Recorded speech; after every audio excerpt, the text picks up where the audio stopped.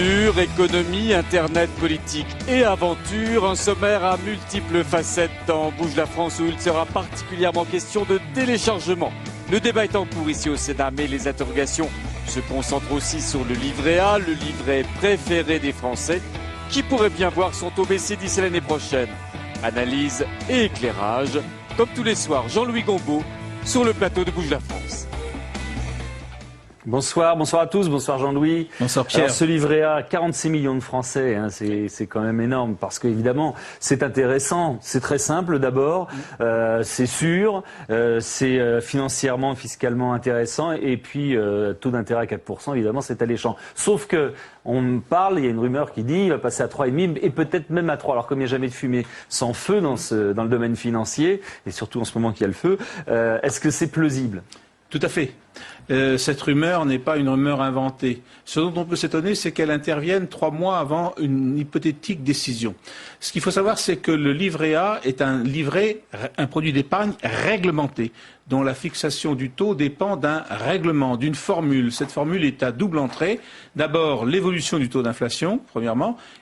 Or, l'inflation est en train de baisser. Et deuxièmement, l'évolution des taux d'intérêt à court terme, ceux sont fixés par les banques centrales, que soit notamment européennes, et ces taux d'intérêt sont en train de baisser.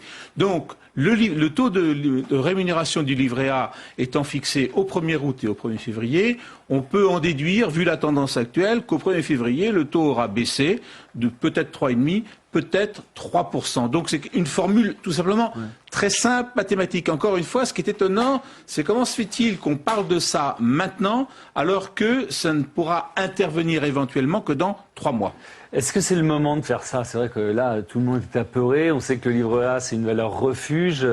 Les Français risquent de le prendre mal. Alors, c'est le moment ou pas le moment. Le problème, c'est qu'il y a une formule. Cette formule fait l'objet d'une loi et on applique la loi. Alors, ce qui est intéressant à considérer dans cette affaire, c'est que le livret A, tout le monde le connaît, vous l'avez décrit rapidement tout à l'heure, liquidité, on peut sortir l'argent quand on veut, une rémunération de 4% net d'impôts, et en plus, la sécurité totale. Il faut savoir que l'État vous garantit votre épargne jusqu'à 70 000 €. On en a beaucoup parlé ici même.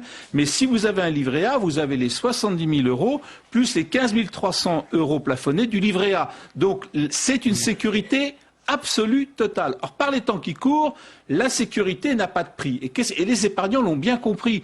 Depuis le début de l'année, les dépôts dans le livret A ont augmenté d'une dizaine de milliards d'euros, à peu près 13% de plus sur l'année. En revanche, l'assurance vie a vu ses dépôts diminuer de 95 milliards d'euros, ce qui est une somme absolument considérable, moins 10%. Donc on suppose que beaucoup de gens qui déposaient de l'argent dans leur contrat d'assurance vie se sont dit « Est-ce que mon livret A est complètement rempli ? Je vise plutôt la sécurité absolue. » Et au lieu d'aller vers l'assurance vie traditionnelle, ils sont plutôt retournés à ce vieux livret A. Autrement dit, on peut se dire quand même que, je reviens à l'idée de départ, pourquoi maintenant les assureurs voient avec déplaisir certainement cette espèce de siphonnage de l'argent qui avait coutume d'aller vers l'assurance vie se diriger vers le livret A. Et donc la rumeur qui aujourd'hui, qui n'est pas un mensonge, encore une fois, cette rumeur c'est un peu pour dire, écoutez, vous mettez tous votre argent en masse sur livret A, mais à partir du 1er février, ne croyez pas que ça sera encore 4%, ça sera sans doute 3% en espérant que ça fera réfléchir les gens. Oui, il est vieux, ce livret A, comme la caisse d'épargne, quasiment, parce qu'il détient la quasi-totalité, enfin une très très grande partie. 1885, oui, la date de naissance. Et est-ce que c'est pas justement une très très très mauvaise nouvelle pour la caisse d'épargne, cette baisse, à un moment où, entre tout ce qui lui arrive, je suis en train de regarder un urgent qui tombe de l'AFP, la garde à vue du trader est très prolongée jusqu'à demain matin, et encore, ça c'est rien, c'est juste les 750 millions, mais d'une manière générale, ça se passe pas bien. Plus l'erreur informatique. Plus le bug aujourd'hui, effectivement. Le bug informatique. Donc effectivement, là, il y a un peu de cascade de mauvaises nouvelles pour les caisses d'épargne. Il faut savoir que depuis le début de l'année, les 2/3 des dépôts sur le livret A sont allés vers les caisses d'épargne.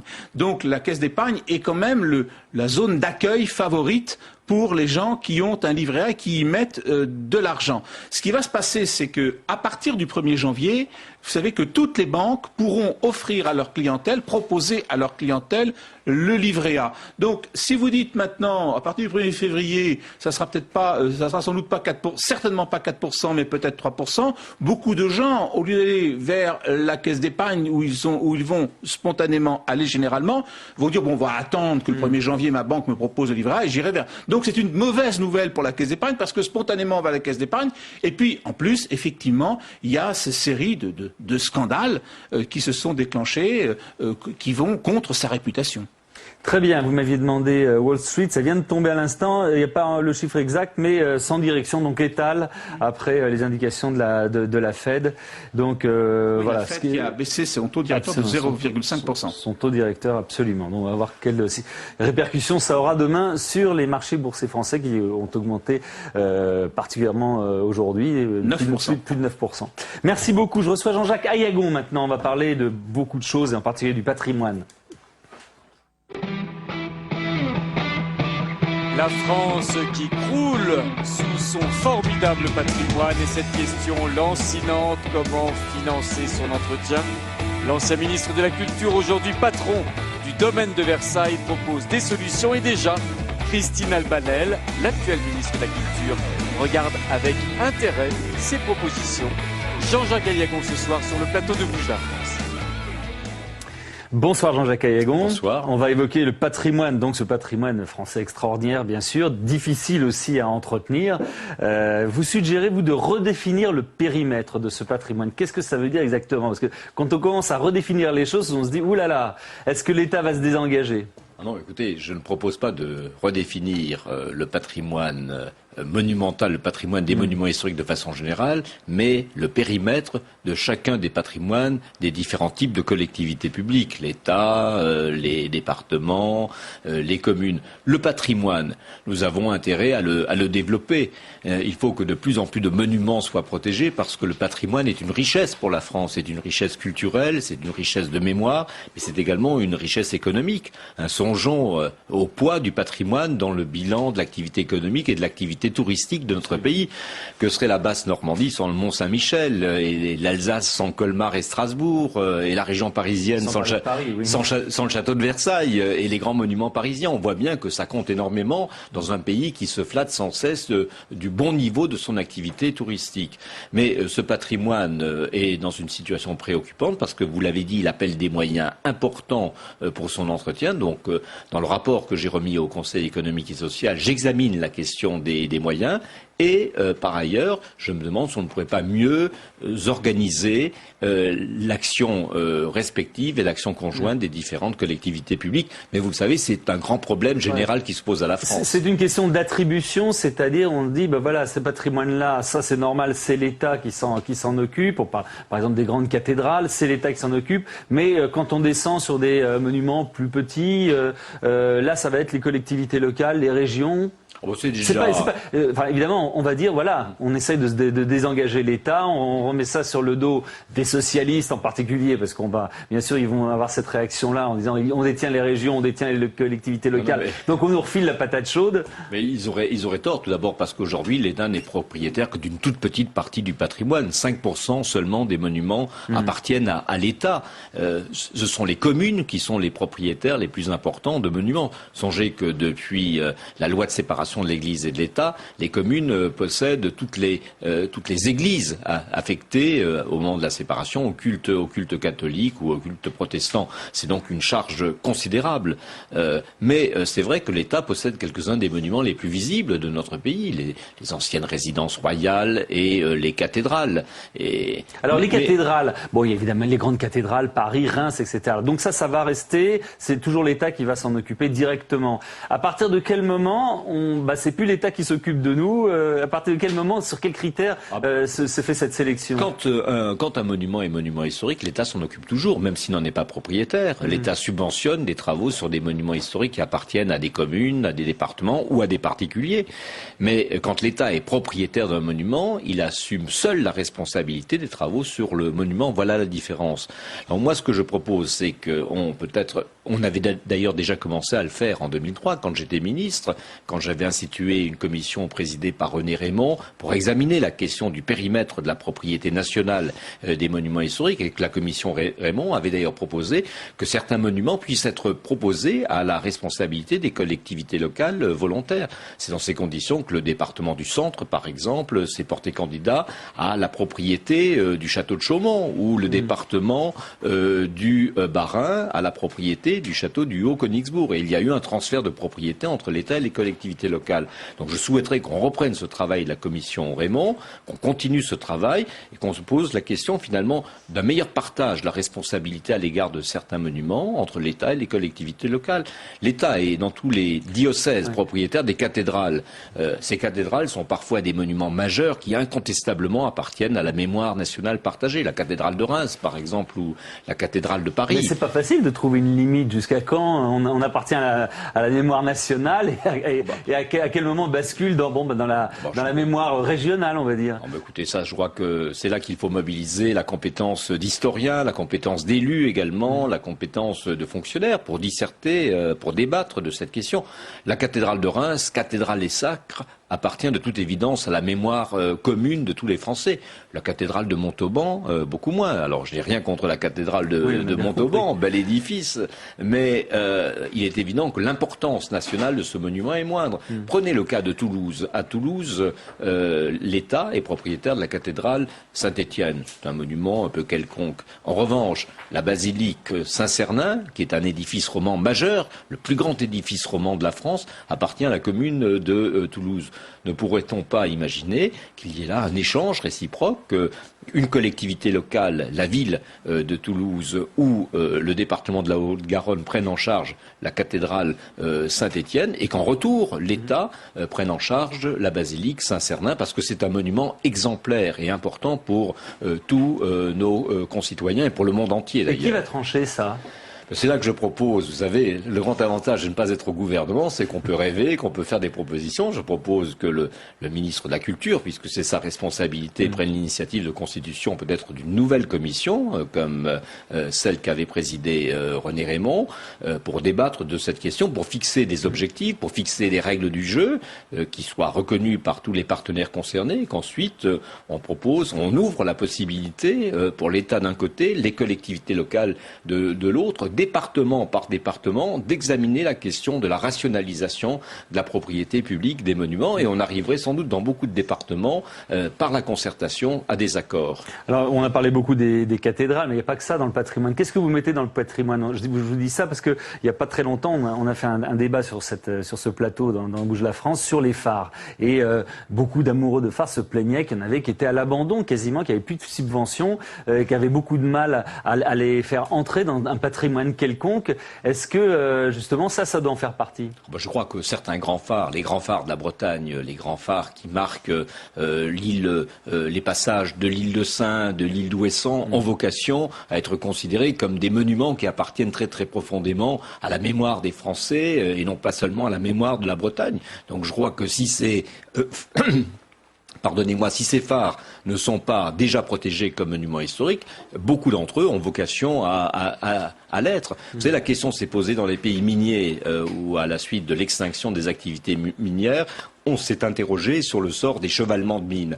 Ces chevalements de mines sont des éléments très très forts du paysage de ces pays, du département du Nord, du Pas-de-Calais, de la Lorraine minière également. Et dans beaucoup de cas, on a pris l'initiative de classer certains de ces chevalements, non pas parce que c'était des architectures extraordinaires, mais parce que c'était des indices, voilà, des indices de la mémoire ouvrière, de la mémoire industrielle. Mais alors, donc tout peut être classé.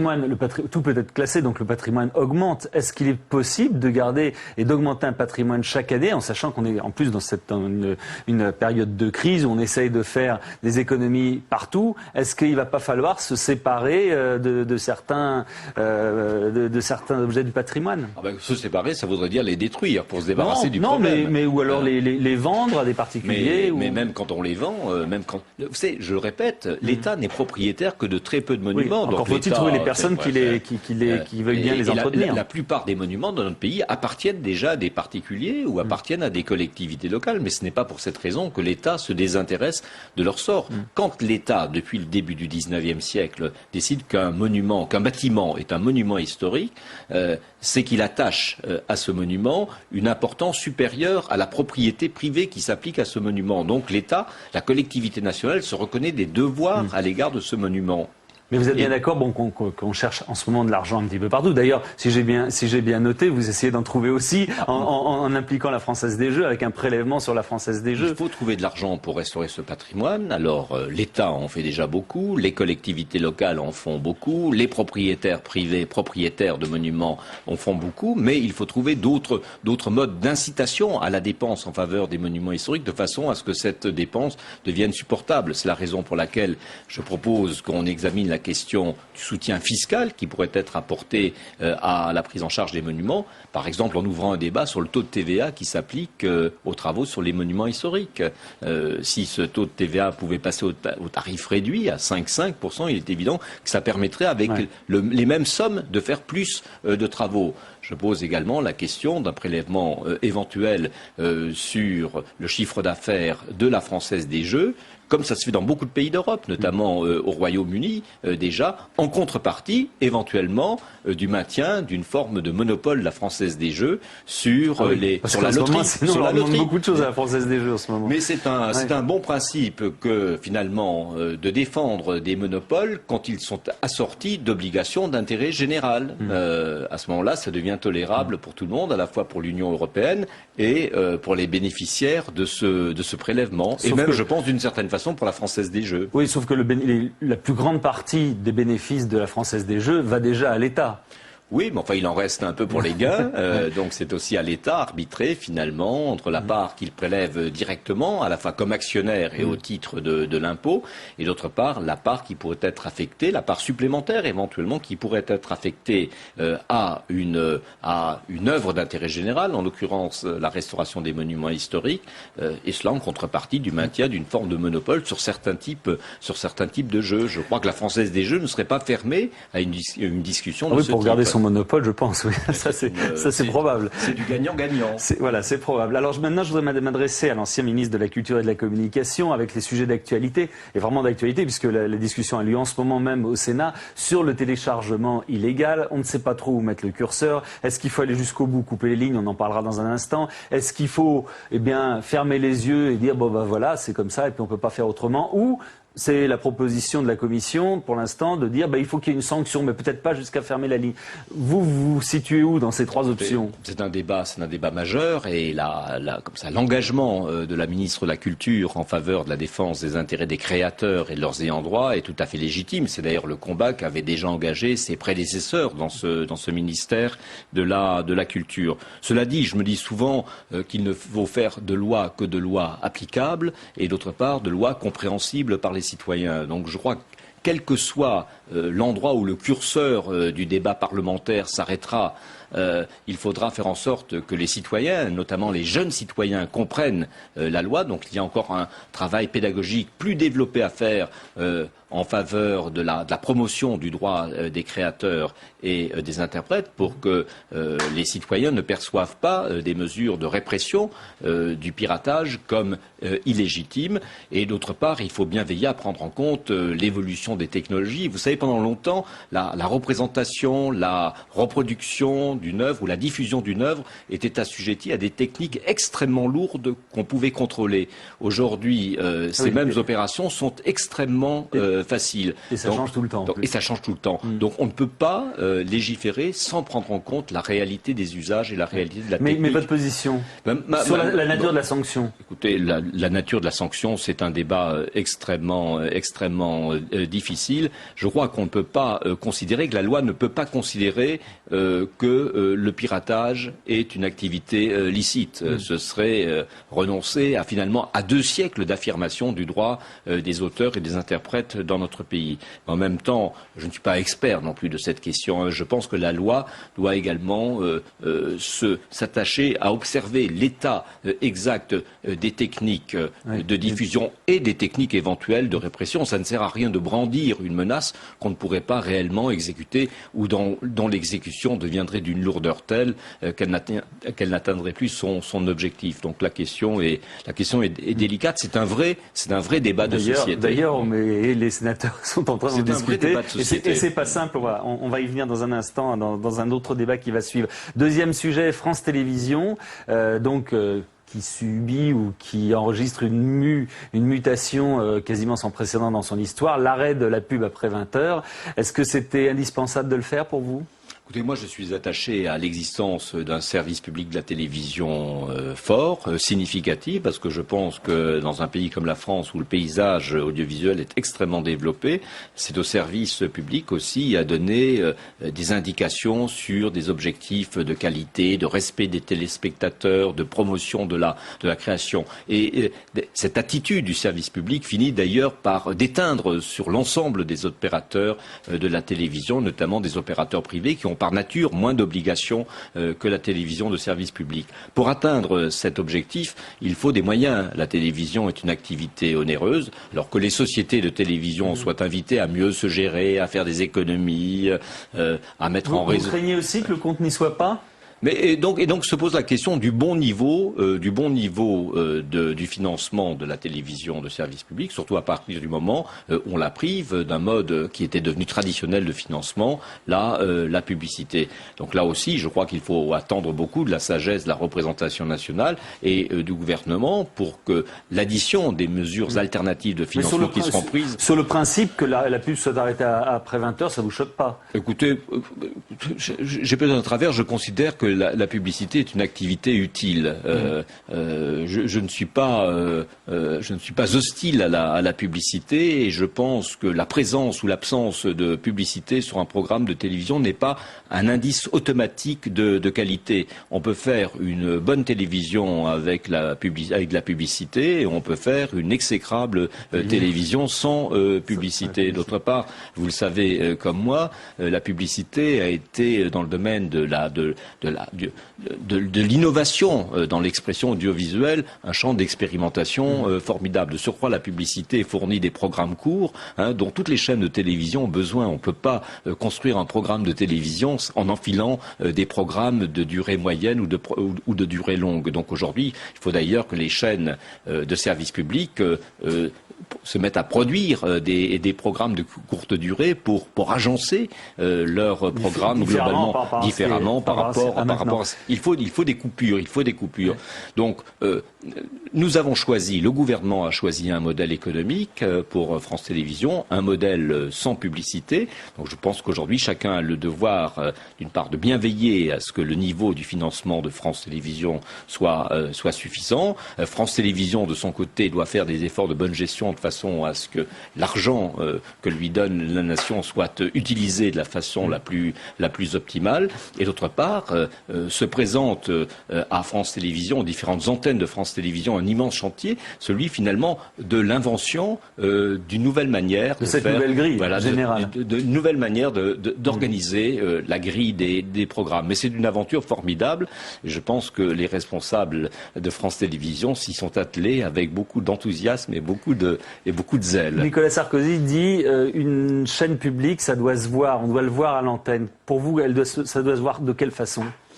Ça doit se voir à mes yeux en tout cas, par la place donnée à l'information, au débat démocratique, au débat civique, et naturellement selon des formes rénovées également d'expression de ce débat. Il ne s'agit pas de faire du débat comme on en faisait dans les années 60 ou dans les années 70. Le langage de la télévision a changé, mais néanmoins l'objectif d'informer, de rendre les citoyens plus conscients, de mieux les mobiliser sur les grands enjeux de société, les grands enjeux qui concernent le monde, contre, c'est une vraie priorité du service public. D'autre part, le service public doit de façon générale ouvrir l'intelligence des téléspectateurs aux réalités, à la diversité des réalités du monde dans lequel nous vivons. D'abord, les réalités de la société française. Le service public doit offrir du divertissement de qualité. Le service public doit, même quand il distrait, le faire avec respect, avec discernement et distinction, avec cette volonté permanente de finalement de conduire les gens plus haut. On peut avec la télé conduire les gens plus bas et on peut également les élever. C'est le but de la télévision de service public. Merci beaucoup Jean-Jacques Ayagon. Vous avez ouvert le débat justement, on va le poursuivre maintenant avec des intéressés sur le téléchargement. Et oui, parce que le Sénat en discute en ce moment même. Comment réduire le nombre grandissant de téléchargements illégaux sur Internet entre sanctions dures et punitions douces et graduées. La polémique est lancée. Ils sont 3 ce soir sur le plateau de Pierre Sled. Aziz Ridouan, il préside l'association Audionautes. Dalia Konator, elle est déléguée générale de l'association des fournisseurs d'accès à l'Internet. Et Radou Bilianou, il est réalisateur de cinéma, il a été César du meilleur scénario original. Bonsoir à tous les trois. Vous avez vu, on est en train de parler de ce thème avec Jean-Jacques Ayagon il y a quelques secondes. Pas facile, d'ailleurs, c'est ce qu'on ressent. Pas facile de trouver effectivement la bonne décision par rapport à ce problème du téléchargement illégal. Ça fait quand même des mois et des années qu'on en discute. On n'arrive pas à trouver. La preuve, c'est qu'en ce moment même, les sénateurs sont en train d'en parler encore. Alors la tendance au départ, ça avait été de frapper fort en supprimant les lignes. Finalement, la commission, je dis ça pour un peu retracer ce qui s'est passé lors des dernières 48 heures, la commission dit bon, on va peut-être pas aller jusque là, mais on va quand même donner des sanctions. Et il y en a qui disent aussi, il faut laisser faire. Après tout, ça fait partie de la liberté d'information. C'est une discussion qui est quasiment philosophique. À partir du moment où on a dit ça, et je m'adresse à vous puisque vous êtes réalisateur, Radou Bilianou, c'est que à partir du moment où on est dans le philosophique, est-ce que c'est facile de trouver une bonne décision ?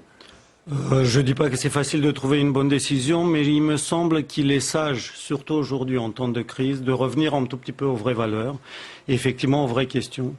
Donc il y a un vrai débat passionnel, et tant mieux, et où on entend des choses, des concepts et des mots comme liberticide, par exemple.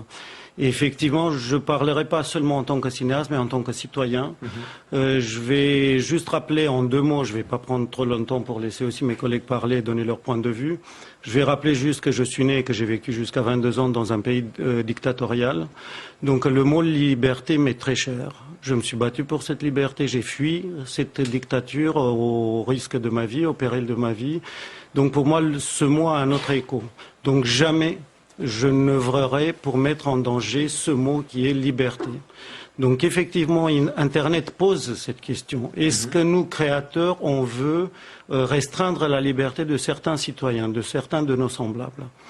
Mais ce territoire qui est extraordinaire, et je rappelle que nous sommes tous internautes, c'est-à-dire moi je suis un grand fervent internaute, donc ces 2 personnes, mes collègues, on se voit souvent maintenant, me représentent aussi. J'utilise beaucoup Internet pour me documenter, je télécharge légalement et des films et des chansons.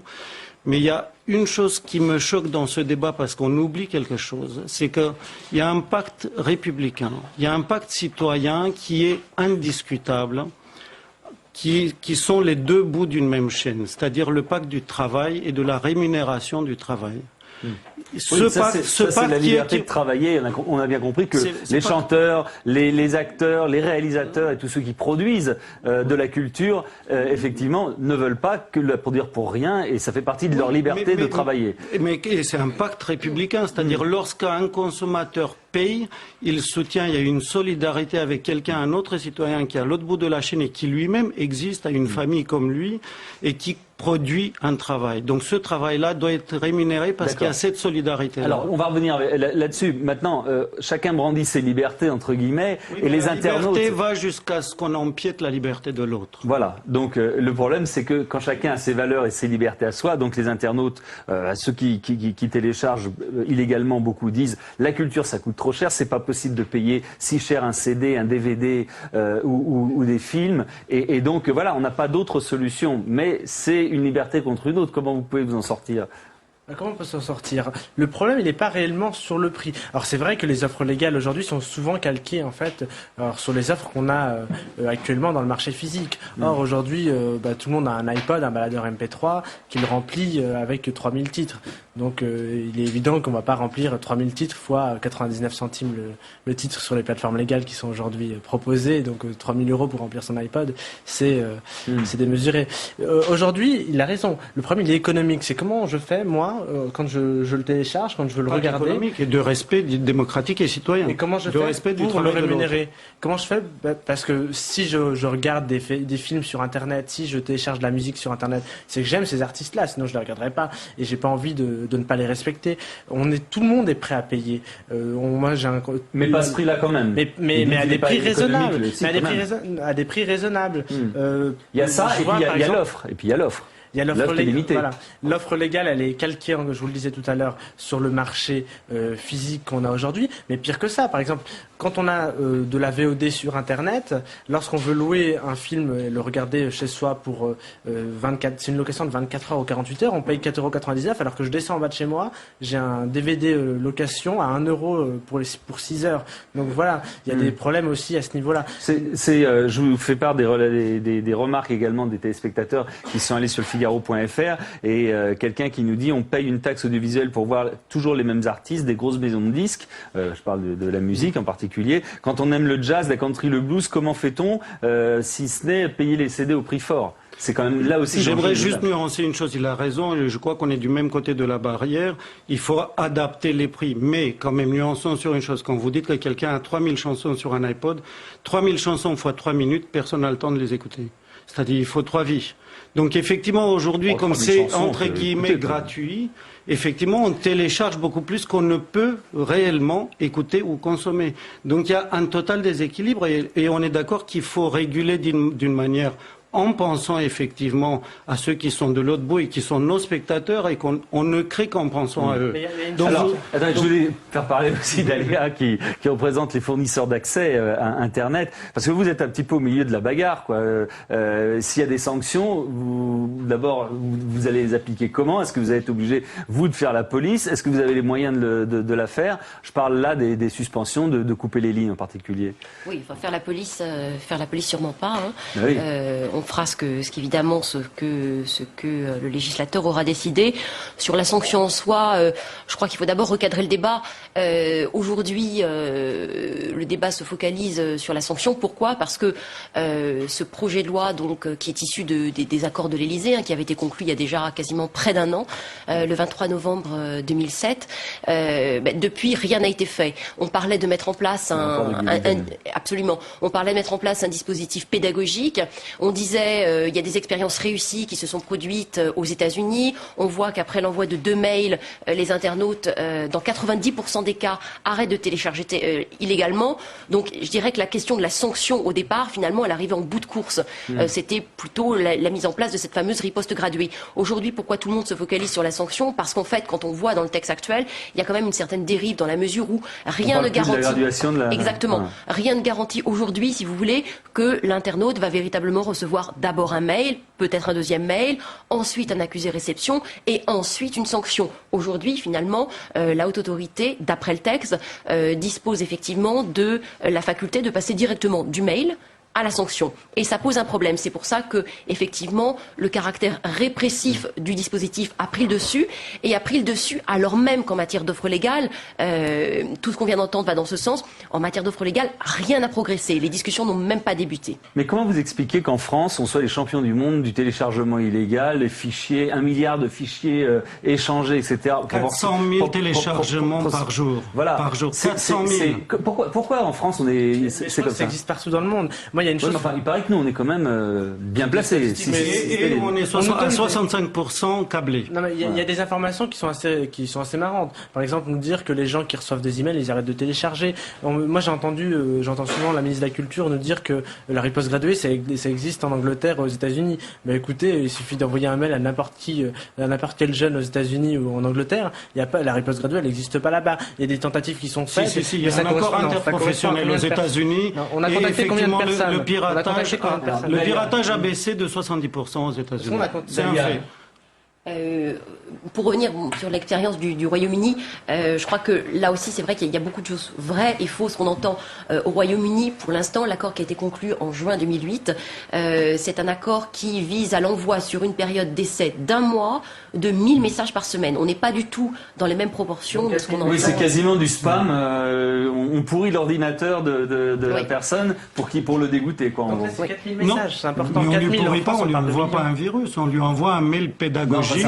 En lui expliquant. Quand on en a 1000 par semaine, c'est quand même c'est vraiment hard, quoi. Oui, mais c'est juste pour le mettre au courant. Attention, ton geste est vu. Oui. C'est comme si on allait dans un. Ce débat est un tout petit peu quand même curieux. C'est comme si on allait dans un supermarché, on pourrait mettre tout dans les poches et ne pas passer par les caisses. C'est comme si on disait tout d'un coup du jour au lendemain, le supermarché est un lieu, un territoire de liberté. Alors allons-y tous. Si on sort les poches remplies, on ne paye rien. C'est pas possible. À un moment donné, il faut qu'il y ait une solidarité et un respect de l'autre. Je veux dire que nous partageons tout à fait cette analyse. On a vraiment, dans les accords d'Oliven, nous vraiment ce qu'on a vu, c'est qu'effectivement la mise en place de ce dispositif pédagogique et l'envoi de mails aux internautes, c'est bien, c'est un avertissement, c'est dissuasif. Donc ensuite, il y a effectivement toutes les garanties qui doivent être mises en place pour arriver jusqu'à la sanction, pour faire en sorte qu'effectivement les droits et libertés de chacun soient respectés. Mais concernant l'explication de l'ampleur du téléchargement illégal en France, donc c'est vrai que de toute façon ce téléchargement illégal a atteint une ampleur qui tue cette industrie culturelle. Donc il est indispensable d'agir et d'agir vite, mais je parlerai simplement pour la VOD. La VOD aujourd'hui, quand on voit, nous, ce qu'on déplore véritablement, c'est que il n'y a pas d'attractivité de cette offre. La fenêtre VOD, aujourd'hui, s'ouvre 33 semaines après la sortie d'un film en salle. 33 semaines, c'est 7 mois et demi. Nulle part en Europe, les films ne sortent aussi tard. Donc c'est pour ça qu'aujourd'hui, on est en train de perdre du temps, alors qu'il importe d'agir vite. On sait qu'un film est piraté 4 mois, 11 jours après sa sortie en salle. Il faut y aller rapidement et prendre les mesures énergiques qui s'imposent. On est d'accord. Je vous soumets une autre remarque d'un internaute, parce que ça vous concerne un peu. C'est sur l'offre légale sur Internet. Elle est trop lourde au niveau de la sécurité, dit Amédée. J'en viens à télécharger illégalement des œuvres que je possède déjà pour pouvoir mieux m'en servir. Est-ce qu'il y a, quand on achète des œuvres comme ça, donc légalement, est-ce que cette œuvre elle est tellement truffée de verrous qu'on peut rien en faire de spécial? Qu'est-ce qu'on appelle les truffés de verrous? C'est-à-dire chaque œuvre elle a une utilisation limitée, parce que sinon effectivement aujourd'hui par le numérique on peut la télécharger et la partager avec tout le quartier. Si elle est partagée avec tout le quartier, ça veut dire quand même que les autres ne la payent pas. Non mais c'est pas le cas. Et c'est ici que c'est ridicule, parce que les gens qui veulent aujourd'hui télécharger légalement ou alors qui achètent légalement un DVD, donc qui l'ont payé, qui ont rémunéré cet auteur, on veut leur mettre plein de verrous, on les empêche de le regarder sur leur ordinateur parce qu'il y a un verrou numérique, etc. Alors que le télécharger illégalement sur Internet, c'est super rapide et on l'a, le fichier, on peut le graver autant de fois qu'on veut. Tu oublies de dire la différence entre le numérique et le physique, c'est que le numérique peut se reproduire pour la même qualité, une qualité identique à l'infini. Donc on peut faire chez soi, dans sa petite chambre ou dans sa cuisine, autant de copies qu'on veut et les vendre soi-même ou les partager en réseau. Ce qui n'était pas le cas avec un DVD. Il y a juste une question que je me posais et qu'à mon avis pas mal de gens se posent, c'est qu'effectivement, si on empêche les gens de télécharger de façon illégale, ils vont, admettons qu'ils arrêtent, est-ce pour autant ils vont acheter des œuvres, ces œuvres qu'ils téléchargent illégalement, est-ce qu'ils vont les acheter? Est-ce que vous êtes sûr que ça va vous rapporter plus, les artistes, vous? Est-ce que d'un seul coup, ça va pas faire baisser les prix des CD et des DVD?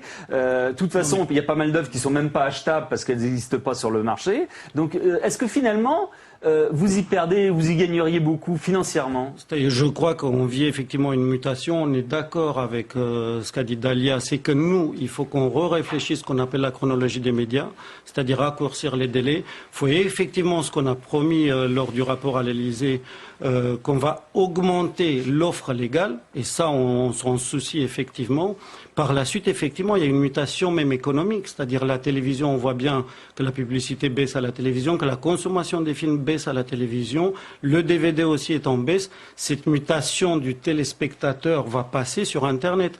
Donc si cette unique ressource pour les créateurs est complètement vide, si elle est asséchée, effectivement, les films disparaîtront. Et c'est là où je reviens au mot liberté. Si les films qui portent un certain regard sur la société vont disparaître, nous, on sera responsable du manque de liberté de point de vue d'un éventail très large de l'internaute. Parce que l'internaute ne pourra voir que les produits produits par qui? Par les gens très riches qui n'auront pas besoin de cette rémunération-là.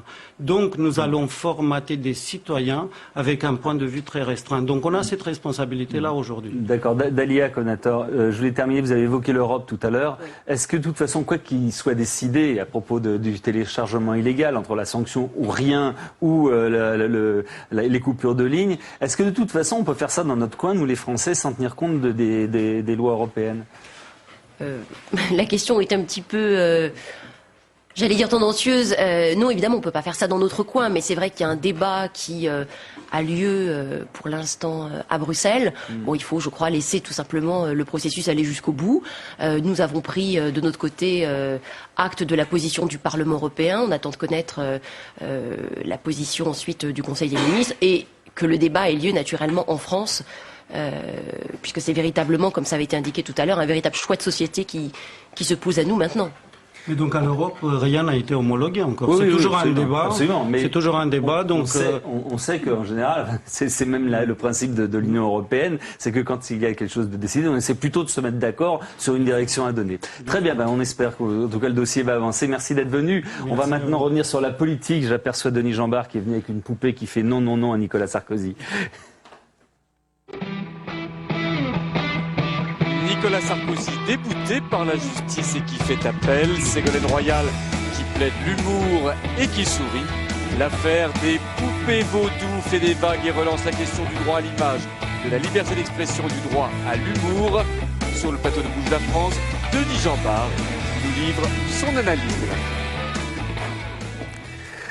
Bonsoir Denis. On va parler de cette poupée donc vaudou qui consiste donc, c'est une figurine, on plante des épingles dedans, c'est vaguement un jeu, c'est un peu humoristique. Enfin, en tout cas, c'est vrai que c'est pas très sérieux. Nicolas Sarkozy a porté plainte. Faut quand même signaler que le même modèle existe pour Ségolène Royal, qui elle n'a rien fait, n'a pas porté plainte et qui se réjouit aujourd'hui de la décision. Et qui se réjouit de la décision. Est-ce que ça tendrait à penser, comme elle le prétend, que le chef de l'État n'a pas le sens de l'humour? Bah, écoutez, le chef de l'État, il est clair qu'il a modifié les traditions de la Ve République. Il attaque tout ce qui porte atteinte à son image. C'est la 6e fois, je crois, qu'il déclenchait une procédure. Et il a visiblement un souci, une préoccupation. Alors la question qui se pose, c'est est-ce qu'il veut préserver la fonction ou est-ce qu'il veut préserver l'image de Nicolas Sarkozy en tant qu'individu. Il me semble que ses prédécesseurs avaient montré que la fonction était si haute d'une manière générale qu'on laissait passer l'humour. Et je suis assez étonné, moi, quand même, des démarches, des procédures déclenchées par Nicolas Sarkozy, parce que c'est l'homme qui avait, sur ces sujets-là, eu la formule la plus exacte, la plus précise et, au fond, la plus rassurante. Rappelez-vous, au moment de l'affaire des caricatures de Mahomet publiées par Charlie Hebdo et le procès qui en a suivi, Nicolas Sarkozy a été le premier à réagir et il avait dit « Je préfère un excès de caricature à un excès de censure ». Et je trouve qu'aujourd'hui, en s'en prenant à cette malheureuse figurine, eh bien, il est dans l'excès de censure et ça n'a pas de sens. Est-ce qu'il est davantage caricaturé, parce que peut-être qu'il en a assez aussi d'avoir des caricatures toutes les 2 minutes un petit peu partout, parce qu'il y a la télévision, les guignols, mais les prédécesseurs aussi l'avaient, mais il y a la poupée, il y a le jeu Carla et Nicolas. Enfin, c'est vrai qu'on a l'impression qu'il en sort une tous les jours. Est-ce que il est particulièrement visé? Je ne crois pas. Quand on regarde, alors évidemment, les moyens sont différents aujourd'hui. Il y a la télévision, il y a Internet, il y a les jeux. Mais vous savez, le général de Gaulle a été caricaturé comme c'était pas possible. Par Henri Tizot, notamment. Mais c'est vrai que Le problème, c'est la limite où on va s'arrêter. Pourquoi n'attaque-t-il pas les Guignols? Pourquoi pas le Canard enchaîné? Pourquoi pas les journaux qui sont les Bernard plus critiques? Mabille, tout ça, voilà, les chansonniers. Les chansonniers, Laurent Gérard, etc. Les etc. imitateurs, oui. Voilà, les imitateurs. Donc, où est la frontière? Je crois qu'il y a une tradition. La caricature, vous savez, c'est une affaire extrêmement ancienne, ça remonte à l'Antiquité, ça fait partie de notre civilisation et je crois que ça fait partie de la démocratie. Et d'ailleurs, quand il prononce cette phrase que je reprononce, il vaut mieux un excès de caricature qu'un excès de censure. Il est au cœur, au fond, du fonctionnement de la démocratie et de la liberté d'expression. Alors c'est vrai qu'il a parfaitement le droit d'attaquer, il a le droit de le faire, c'est pas une atteinte à la démocratie. Je crois simplement que c'est excessif. Oui, n'est-il pas cependant, j'essaie de faire l'avocat de ce qu'il pourrait penser, n'est-il pas le garant de sa propre fonction, de la fonction présidentielle, et en même temps le garde justement du respect qu'on lui doit au moment où on siffle la Marseillaise? Est-ce que justement il faut mettre des garde-fous comme ça pour dire on ne peut pas tout faire?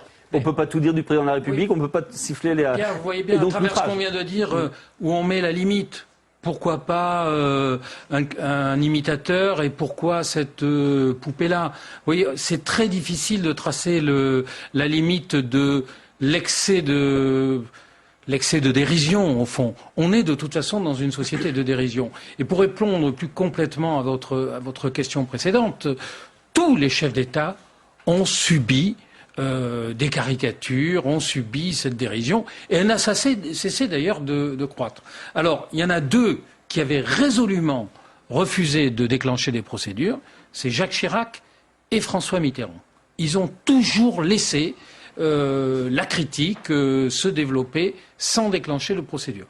Dans l'histoire de la Ve République, il y a deux présidents qui ont attaqué par deux fois, c'est... pas d'ailleurs pour les mêmes raisons, pas pour un excès de caricature. Georges Pompidou, qui avait été photographié à Brégançon sur son hors-bord avec le moteur Mercury, et Mercury avait utilisé la photo de Pompidou. Oui. Pompidou avait attaqué, la publicité était passée dans l'Express, mais le jugement était arrivé tardivement, oui. Et le journal avait... Mais c'est pas une caricature. Et Valéry Giscard d'Estaing s'en était pris. Il a gagné d'ailleurs pour un jeu de cartes, et à l'époque, on avait considéré qu'il y avait une atteinte à l'image. C'est ce que fait Nicolas Sarkozy. Il attaque sur le principe du droit à l'image. Les juges aujourd'hui ont quand même décidé qu'il n'y avait pas atteinte au droit à l'image. Alors l'avocat... C'est le juge qui a fait non, non, non. Le juge a fait non, non, non. Alors l'avocat de Nicolas Sarkozy argue que le juge, c'est vrai, a défendu un droit à l'humour et il dit « je ne savais pas qu'il y avait un droit à l'humour ». Jusqu'où va le droit à l'humour? Dans la société française, il est toujours allé très loin, jusqu'à provoquer des révolutions. Il ne faut pas oublier ce qui était fait juste avant la révolution de 1789. Merci beaucoup, Denis. Alors, il y a le droit à l'humour, il y a le droit à l'aventure également. Il y en a qui s'en privent pas, on les reçoit. L'aventure, c'est l'aventure et ça existe encore. Alexandre et Sonia Poussin en sont une formidable preuve. L'Afrique à pied, du sud au nord, eh bien ils l'ont fait au terme d'un éprouvant périple. Dans quelques instants, Alexandre Poussin sera l'invité de Pierre Stade aux côtés de l'organisateur d'aventure Vincent Verneret. Mais tout de suite, quelques images d'Afrique, quelques images d'aventure.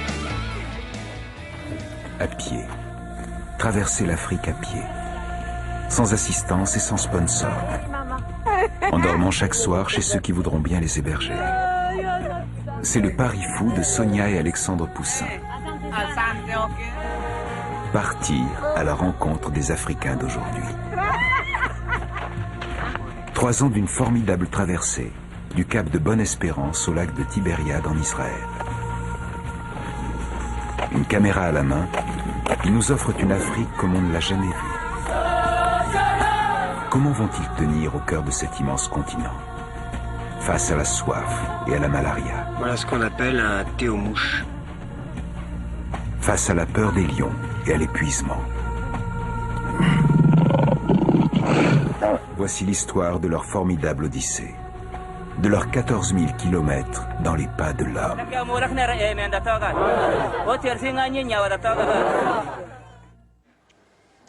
Voilà, c'est vrai que ça fait envie. Bonsoir à tous les deux. Alors c'est la grande tendance, l'aventure. D'ailleurs, vous devez pouvoir nous le dire beaucoup plus clairement, Vincent Verneret, puisque vous organisez des raids d'aventure comme ça avec des gens qui viennent vous voir. On va vous interroger là-dessus dans un instant, mais on va quand même réagir à ces images. Donc Alexandre Poussin est venu sans sa femme. C'est vrai que vous avez eu 3 ans au quotidien. Alors Je l'ai usé.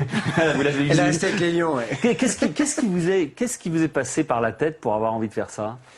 Moi, c'est quelque chose de pas du tout iconoclaste, ni une rupture de notre banc ou de notre société. C'est ma façon de travailler, d'aller chercher des nouvelles sur le terrain. C'est ma façon d'être journaliste. Je marche pour ça et je vais aux rencontres des réalités. Et je le fais dans la durée, dans la profondeur. Donc c'est pas des idées folles. C'est long quand même. C'est long, mais ça prend du temps. D'abord parce que c'est grand, l'Afrique. C'est immense, c'est divers, c'est complexe. C'est 150 tribus par pays. Il y a 11 pays, 12 pays traversés. Et on aurait pu en faire 55. On a reporté 55. Donc ça peut être la tâche d'une vie d'essayer de comprendre la complexité de ce continent. Donc non, 3 ans, c'était le temps nécessaire à parcourir les 14 000 kilomètres qui nous séparaient du Cap de Bonne-Espérance jusqu'au lac de Tibériade en Israël, qui est plus tout à fait l'Afrique, mais qui est la fin du rift qu'on arpentait d'une extrémité à l'autre. On avait des passages où il y avait des lions, etc. Ça, vous avez vraiment vécu ça? C'est-à-dire qu'il y a eu des moments de peur, d'angoisse pour votre vie? Ce sont des réalités africaines, et comme notre prétention c'était d'essayer de comprendre l'Afrique en endossant les réalités que vivent les Africains, eh bien les lions faisaient partie. Bon, c'est quand même exceptionnel, mais bon, ça méritait d'être souligné. Et puis comme on a eu la malchance de tomber dans un village qui était attaqué par les lions. 7 personnes se sont fait dévorer. Ah oui. On était coincés. En plus, moi, j'avais Sonia. Enfin, on a eu tous les deux une crise de malaria à ce moment-là, donc c'était un peu sinistre. Mais attaqué par les lions, ça se passe comment? Eh bien, tout le monde se réfugie, évidemment, aux abris. Mais il y a toujours quelqu'un qui va d'une case à l'autre, un enfant qui sort, et voilà, et hop, les lions sont des opportunistes et en profitent. Alors il y a les lions, il y a effectivement les lions, mais il y a surtout aussi la multitude de tribus. Vous en avez parlé, donc ça multiplie les problèmes aussi, parce que vous savez jamais finalement où vous mettiez les pieds, comment vous allez être accueillis. En effet, le matin, ça faisait partie du cahier des charges. On ne savait jamais, et c'est à l'inverse des tours qui sont organisés où on sait en principe où on va dormir le soir. Nous, on savait jamais le matin où on allait dormir le soir, et l'aventure pour nous, ça résidait en ce sens-là. C'était pas risquer des choses extrêmes, c'était vivre ce que les gens vivent et vivre dans cet inconnu qui était très simple, ne pas savoir où on va dormir ce soir, ni combien de kilomètres on va arpenter. On savait en gros par où on allait passer, on marchait plein nord dans le rift. Mais l'inconnu, c'était faire confiance à l'autre et justement ramener de meilleures nouvelles que l'Afrique. Alors c'est dommage qu'on commence par les lions, parce que c'était la mauvaise nouvelle qu'on a rapportée en 3 ans. En même temps, vous n'êtes pas fait bouffer. Donc voilà, exactement. Mais le reste du temps, on a été accueillis par 1200 familles africaines avec lesquelles on a partagé des choses extraordinaires que des Occidentaux partagent très peu, parce qu'on est toujours un touriste, parce qu'on est pressé. Mais la vie aujourd'hui à Paris, ça doit vous sembler un peu triste, non? Non, parce que je partage tout ça. Je partage cette Afrique, cette autre Afrique, plus humaine, plus cordiale, qu'on on envoie plein de gens renouer. Des gens qui ont peur de l'Afrique, qui ont peur des Noirs, ils nous disent vous m'avez réconcilié avec l'Afrique, j'avais peur, je voulais pas y aller, pour moi c'était un continent banni, et grâce à vous j'ai lu, j'ai compris la finesse, j'ai découvert des gens merveilleux, des cultures merveilleuses, j'ai pris un billet d'avion, j'ai été chez un voyagiste et j'ai été faire quelque chose d'authentique, j'ai pas été dans des hôtels 5 étoiles, je les nommerai pas, et j'ai eu une approche plus fine, plus sensible, essayer de voir moins, mais voir mieux, plus en profondeur. Ouais, et c'est plus longtemps. Voilà. Et ben, si on peut véhiculer ça, notre aventure n'est pas égoïsto-centrée. Elle sert à quelque chose. Elle sert à renouer un intérêt vers ce continent qui est quand même un peu délaissé et transmettre. Donc voilà. On a bien compris, c'était un petit peu le déclic du voyage des Poussins. Et c'est d'aller là-bas, faire quasiment une enquête journalistique, enfin relater ce qu'on voit pour ramener ça en France et expliquer. Mais j'imagine que vous organisez des expéditions comme ça, des voyages un petit peu partout. Ça va. Quand je parle d'expédition, moi je vous dis expédition, vous dites voyage. Ça va justement. Il y a différentes aventures que l'on peut vivre. Tout à fait. Alors nous, on est un tour opérateur, on est une agence de voyage spécialisée dans le voyage d'aventure. Ce qu'on nomme le voyage d'aventure, pour nous, c'est d'aller... l'aventure, pour chacun, elle est à sa dimension, et chacun vit son aventure selon l'engagement qu'il veut avoir par rapport au dépaysement, par rapport à l'engagement qu'il peut avoir psychologique ou physique. Et nous, chez Club Aventure, donc on a un panel très très large. Genre quoi? De Donnez-nous voyages. quelques exemples. On a 1000 voyages qu'on propose à nos... Comme des traversées du Sahara, comme des tours des Annapurna, comme la cordillère des Andes, comme dans tous les continents, en quelque sorte. Le dénominateur commun, c'est qu'il faut quand même être un peu sportif à la base, pour pas traverser le Sahara, pour monter sur la cordillère des Andes. Notre dénominateur commun n'est pas forcément d'être sportif.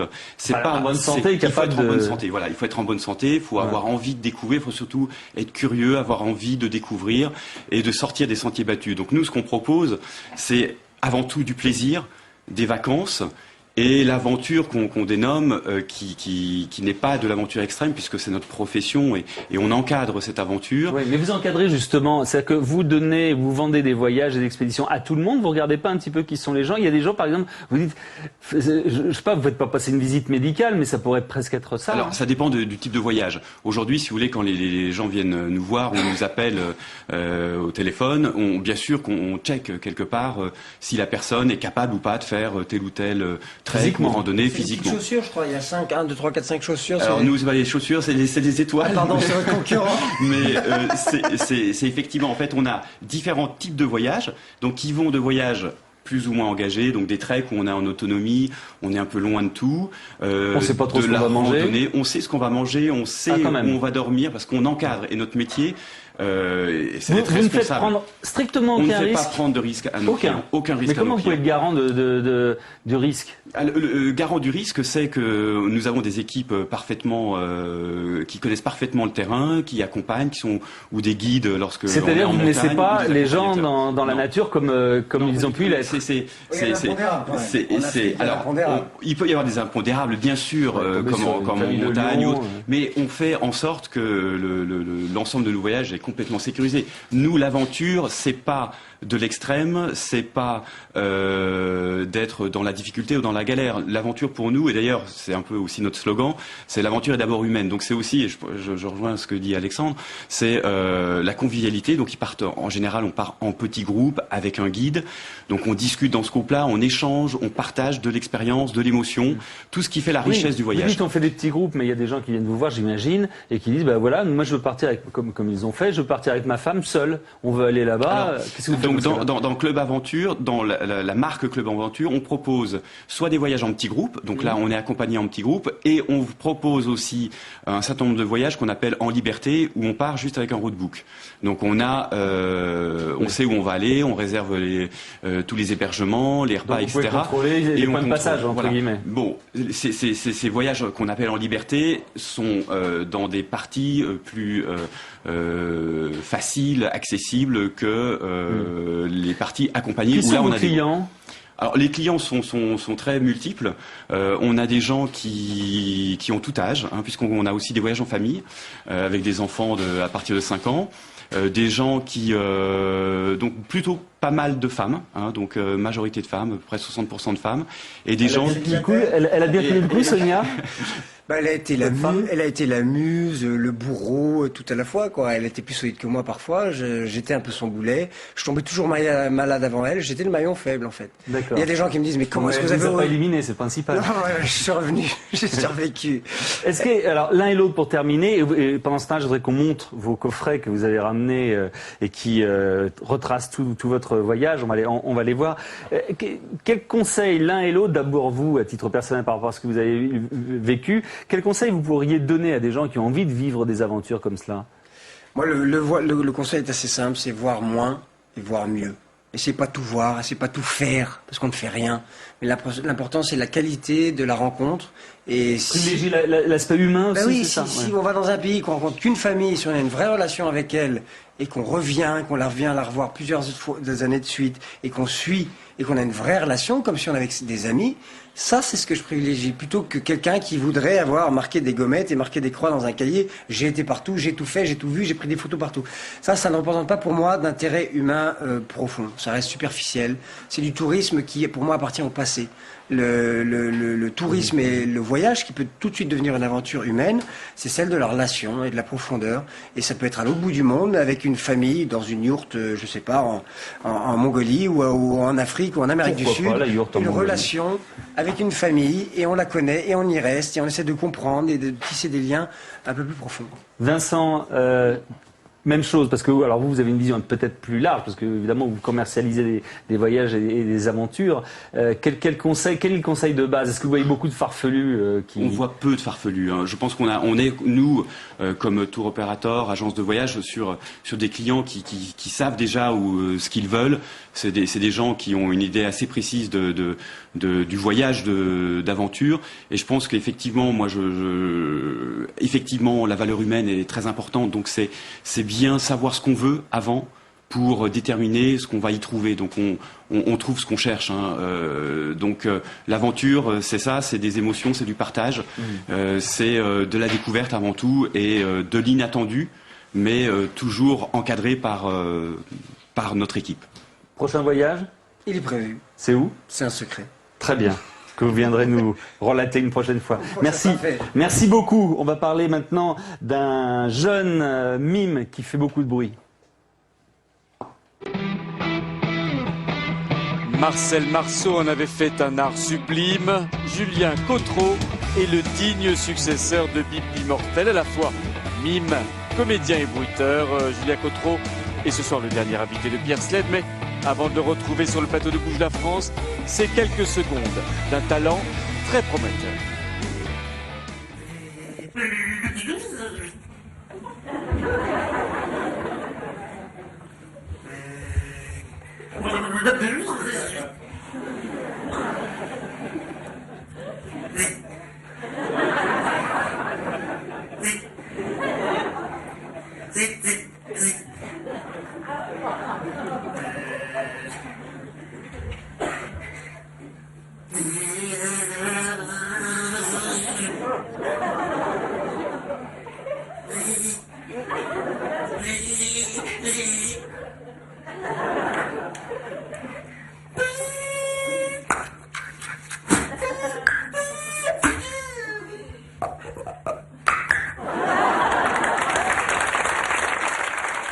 Bonsoir Julien Cotreau. Bonsoir. Alors moi je me suis régalé en voyant ces images cet après-midi. Alors je ne sais pas dans quoi il faut vous classer. Si c'est mime, comédien, bruiteur, ventriloque, clown.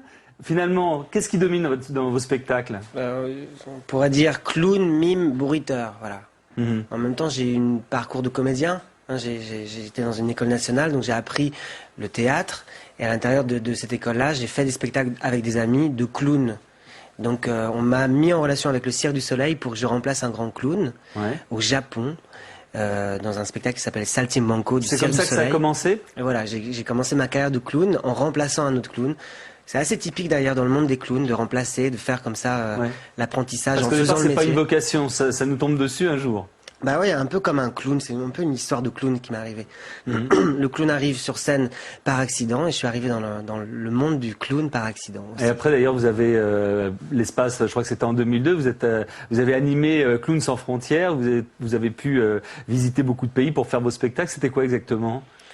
Avec le Cirque du Soleil, j'ai visité à peu près une dizaine de pays. J'ai fait à peu près entre 1200 et 1400, 1500 fois la même chose. Donc j'ai voulu, en fait, pendant des périodes un petit peu de repos, partir à Gaza, en Palestine, partir au Soudan ou en Afghanistan avec Clowns sans frontières, et me rendre compte que il y avait la possibilité de faire mon métier, de faire mon personnage, d'avoir le même personnage avec la même technique, mais aussi dans des pays en difficulté pour des enfants qui n'avaient jamais vu de spectacle. Alors votre particularité, c'est que vous êtes mime. On n'a pas eu beaucoup de clowns, mais vous êtes mime et vous êtes bruiteur. J'allais dire même presque ventriloque, parce qu'il y a des moments où on vous voit même pas bouger les lèvres et pourtant vous émettez des bruits. C'est une idée qui vous est venue comment ça? En fait, par la force des choses, donc j'ai remplacé un clown. Donc j'ai fait une audition pour le Cirque du Soleil. C'était en 94 et j'ai remplacé au Japon pour Saltimbanco. Donc le spectacle s'appelait Saltimbanco au Japon.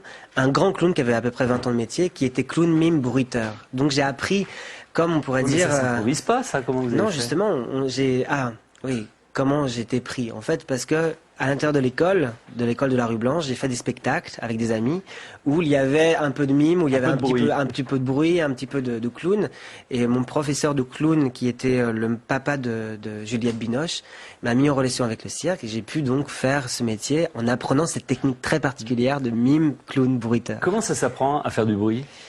À faire des sons, vous voulez dire? Sons. Parce que du bruit, c'est facile. Oui, non, mais des sons de la façon dont vous l'exploitez sur scène. Mais vous savez, moi, j'étais pas vraiment, quand j'ai remplacé ce clown, en fait, cette personne qui s'appelait René Bazinet était un énorme mime, vraiment superbe mime, incroyable. Moi, j'avais pas cette technique avec moi. Il avait déjà 20 ans, en plus, il avait commencé à Beaubourg, à l'époque de Jacques Lecoq. Il avait commencé dans la rue, etc. Il avait une technique et une expérience incroyable. Pour moi, la manière de sauver un petit peu les meubles, c'était de jouer dans le versant du clown. C'est-à-dire le clown, il fait les choses mal, mais s'il le fait avec le cœur, ça fait rire, ça passe. Donc en fait, tout le mime, je le faisais mal, j'appelais ça du mime sale, au lieu de la pantomime qui est super rigide, avec un art très codifié. Moi, c'était du mime sale, tout était versé du côté du clown, et le son, c'était comme si un enfant jouait en fait avec rien, et d'un coup, il fait pour faire un fusil, ou faire... S'il parle avec quelqu'un qui connaît pas, il va sans doute utiliser des onomatopées que moi j'utilisais en tant que clown, comme un enfant en fait, qui joue, voilà, comme un enfant africain. D'ailleurs, on parlait de l'Afrique juste à côté là, enfin juste avant. Et un enfant africain n'a rien et il joue avec beaucoup son imaginaire et voilà, il fait avec une petite roue. Il y a toute une voiture qui se construit et il y a pas mal de sons aussi qui vont avec. Ces sons-là, c'est comme, c'est moi, c'est mon personnage. Et vous avez, oui, mais alors ces sons-là, parce que ça c'est des choses qui s'acquièrent. Comment vous avez travaillé pour aller les chercher? Est-ce que vous en avez inventé? Est-ce que il y a des sons que vous essayez d'avoir, que vous n'arriviez pas, comme un imitateur? Ouais, c'est une bonne question. En fait, ce clown que j'ai remplacé avait un petit sifflet incroyable, genre. Et puis il déclinait avec 5-6 sauces, quoi. Il avait tout un rayon de petits sons comme ça. Et donc j'ai eu beaucoup de mal à essayer de faire un sifflet juste entre... Bon, j'ai appris devant la glace. Et bien sûr, c'était archi nul au début. Mais comme il y avait le clown qui sauvait tout, comme l'enfant en fait qui veut jouer dans la cour des grands et qui essaye de faire les choses, ça fait rire quand on y met tout son cœur. Donc voilà, j'ai appris petit à petit, en me perfectionnant petit à petit, en faisant le numéro chaque soir. Donc j'ai appris en faisant ce métier. Vous avez progressé comme ça. Alors sur scène, en fait, il n'y a pas de décor, il n'y a pas de mise en place. Vous êtes seul. C'est voulu, c'est justement pour faire ressortir davantage tout ce que vous émettez comme son, tout ce que vous faites comme mime. Ah oui, ça c'est super pour voyager avec un spectacle. Ce que je veux dire, c'est qu'après, il faut occuper la scène. Quand il n'y a rien autour, faut créer un imaginaire. Donc, faut vraiment, ça ne peut venir que de vous et de vos sons. Ouais. J'ai eu la chance, en fait, de commencer sur une scène de 16 mètres sur 16 avec le cirque, où tout le monde était autour. Donc, le dos jouait en même temps que le visage. Il fallait jouer vraiment, il fallait penser que le dos joue vraiment comme si mon visage était de l'autre côté, pour que les gens qui puissent me voir de dos puissent comprendre un peu ce que je vivais. Donc j'étais un petit peu cerné, quoi. Ce qui fait que quand je me retrouve parfait sous toutes les coutures. Non, mais oui, voilà, il fallait penser à tout. Donc ça, j'ai commencé comme ça. Je sortais de l'école et j'ai connu ça. Donc après, le mode à l'italienne frontal dans un théâtre de 400, même 600 places. Oui, on trouve ça plus facile après. C'est plus facile, oui, c'est plus facile. D'accord. Ouais. Le public, vous le faites intervenir, vous parliez du public qu'il fallait concerner même quand on était de dos. Vous le faites intervenir, vous jouez beaucoup avec le public. Comment ça se passe? Qu'est-ce que vous en espérez du public? D'être meilleur que moi. C'est-à-dire? Oui, ils y arrivent très bien d'ailleurs. Vous leur faites peut-être des sons également? Oui, d'être meilleur clown que moi, c'est très facile puisque un clown en fait est très spontané, très naïf et courageux. Et les gens que je fais monter, voilà, ils m'apprennent, ils me donnent des leçons de courage parce que je sais pas si à leur place je monterais avec moi. Certain, oui. Et deuxièmement, surtout je vous ai vu échanger un faux ballon, enfin un ballon imaginaire avec un gamin. Ouais. Et c'est vrai que c'est pas facile parce qu'il jouait vraiment bien le jeu. Ah ouais, il jouait super. Je suis tout le temps étonné, donc pour moi c'est une source d'étonnement. Donc ça tue la routine. Pour moi, c'est incroyable. Et puis ils m'apprennent vraiment sur l'art du clown parce qu'ils savent pas ce qu'ils vont faire. Donc ils sont dans la peau vraiment de quelqu'un qui est naïf, qui est bête. Et en plus ils improvisent. De manière enchantée. Et ils improvisent. Ils sont obligés de suivre un petit peu le jeu. Et en suivant le jeu, eh ben, on est à des moments, et même j'espère que je capte ça chaque soir, dans une improvisation à deux. Donc des fois on est dans des duos, on est dans des trios improvisés. Donc quand il y a quelque chose qui va pas, je saute sur l'occasion pour créer en fait du clown. Et c'est les meilleurs clowns au monde, en fait. Très bien. En tout cas, on peut vous voir jusqu'au 10 janvier, hein, c'est ça, au Bouffe Parisien. Oui, c'est ça. Et c'est tous les soirs? Tous les soirs à 19h. Sauf le lundi. Non, le mercredi, jeudi, vendredi, samedi. On y est allé un petit peu comme pour commencer comme ça. Et puis, si jamais il y a plus de fréquentation, on sera le dimanche en décembre et puis mardi aussi. D'accord. Merci beaucoup, Julien Cottereau. Merci beaucoup. À vous. Merci d'être venu. On va enchaîner avec les unes des journaux de demain et le dernier coup de fil, si on a le temps, j'espère. Et vous allez le voir, les manchettes de vos journaux balayent très large la crise, la télévision, haute définition de demain, la pauvreté. Bref, Saveria Rojek vous livre à domicile vos quotidiens. Elle les a lus pour vous. La question des sans-papiers à la une de Libération. Demain, une équatorienne venue inscrire son enfant à la mairie du 5e arrondissement de Paris risque l'expulsion. Elle a été dénoncée par une fonctionnaire. L'Humanité s'intéresse aux élections américaines et aux victimes de la crise des subprimes. Des milliers de familles sont contraintes de vivre dans la rue après avoir perdu leur logement. On revient en France avec le Parisien et l'affaire des carnets de l'ex-patron des RG. À qui fait peur Yves Bertrand, se demande le Parisien. Alors que Nicolas Sarkozy, Charles Pasqua, Arnaud Montebourg ont porté plainte, la polémique monte. La télé du futur à la une de La Tribune. Demain à 15h30, vous recevrez 5 chaînes nationales en haute définition. Une qualité 2 à 5 fois supérieure à la version classique. Un mouvement qui s'inscrit dans le basculement au tout numérique prévu fin 2011. Et on termine avec cette enquête de l'UFC Que Choisir à la une du Dauphiné libéré. Les obsèques coûtent de plus en plus cher et les abus sont nombreux. Comment s'y retrouver? Explication dans votre quotidien. Voilà, dernier coup de fil, on va parler de football. Surprenant pour le magicien du football, Diego Maradona, il devient entraîneur de l'équipe d'Argentine.